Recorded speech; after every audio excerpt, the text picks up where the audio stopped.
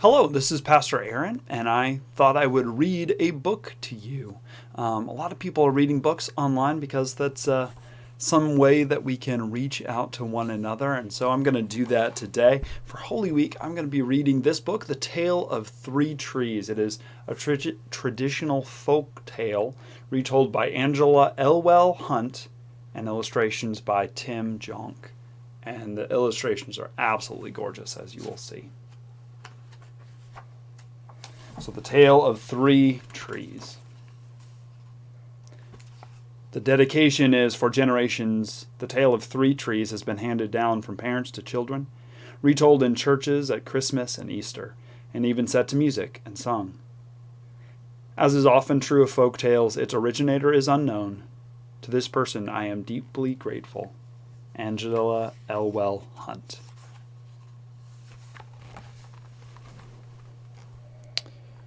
Once upon a time, on the mountain top, three little trees stood and dreamed of what they wanted to become when they grew up.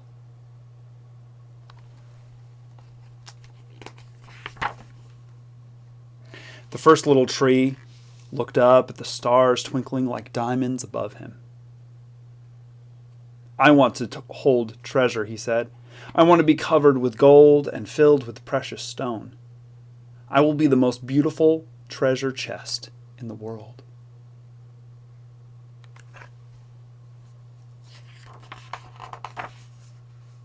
The second little tree looked at the small stream trickling by on its way to the ocean. "I want to become a strong sailing ship," he said. "I want to travel mighty waters and carry powerful kings.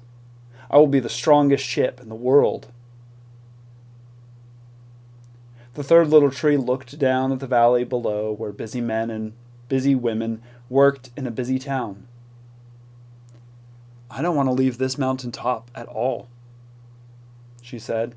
"I want to grow so tall that when people stop to look at me, they will raise their eyes to heaven and think of God. I will be the tallest tree in the world."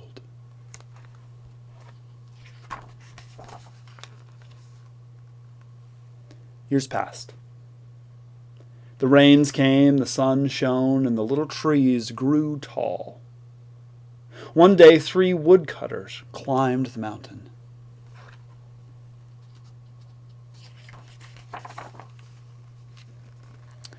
The first woodcutter looked at the first tree and said, "This tree is beautiful. It is perfect for me." With a swoop of his shining axe, the first tree fell. "Now I shall be made into a beautiful chest," thought the first tree. "I shall hold wonderful treasure." The second woodcutter looked at the second tree and said, "This tree is strong. It is perfect for me." With a swoop of his shining axe, the second tree fell. "Now I shall sail mighty waters," thought the second tree. "I shall be a strong ship fit for kings." The third tree felt her heart sink when the last woodcutter looked her way. She stood straight and tall and pointed bravely to heaven. But the woodcutter never even looked up. "Any kind of tree will do for me," he muttered. With a swoop of his shining axe, the third tree fell.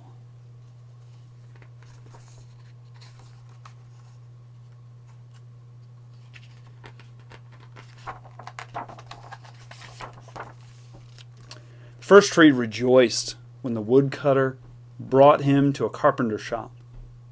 But the busy carpenter was not thinking about treasure chests.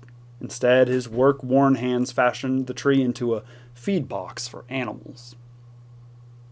The once beautiful tree was not covered with gold or filled with treasure. He was coated with sawdust and filled with hay for hungry farm animals.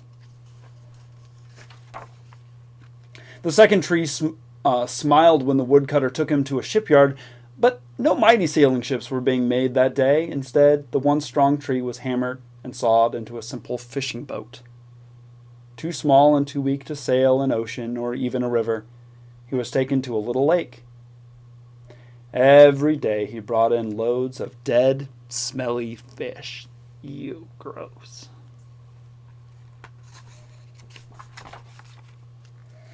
The third tree was confused. When the woodcutter cut her into strong beams and left her in a lumber yard. What happened, the once tall tree wondered. All I ever wanted to do was to stay on the mountaintop and point to God. Sad.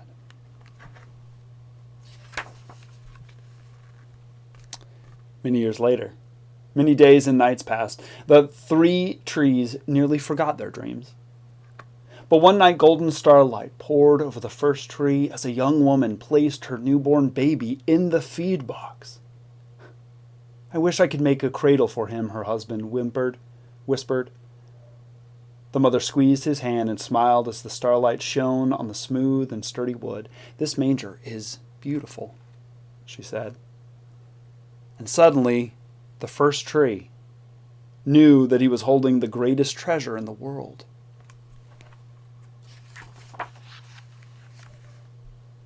One evening, a tired traveler and his friends crowded into the old fishing boat. The traveler fell asleep, and the second tree quietly sailed out into the lake. Soon a thundering and thrashing storm arose. The little tree shuddered. He knew he did not have the strength to carry so many passengers safely through the wind and rain. The tired man awakened. He stood up, stretched out his hand, and said, "Peace." The storm stopped as quickly as it had begun, and suddenly the second tree knew he was carrying the King of heaven and earth. Maybe you know what's going to happen next.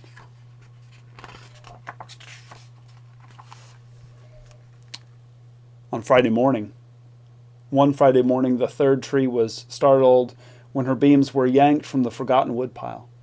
She flinched as she was carried through an angry, jeering crowd. She shuddered when soldiers nailed a man's hands to her. She felt ugly and harsh and cruel.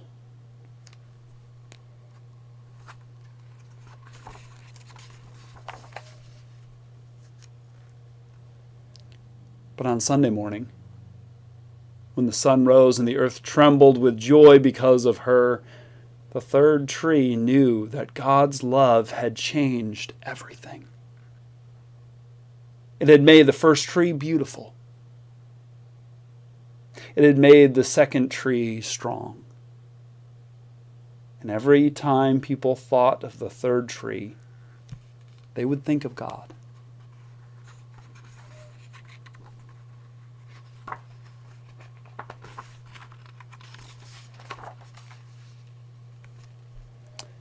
That was better than being the tallest tree in the world. That was the tale of three trees. Again, it's a traditional folk tale retold by Angela Elwell Hunt with illustrations by Tim Jonke. Thanks so much for joining me today.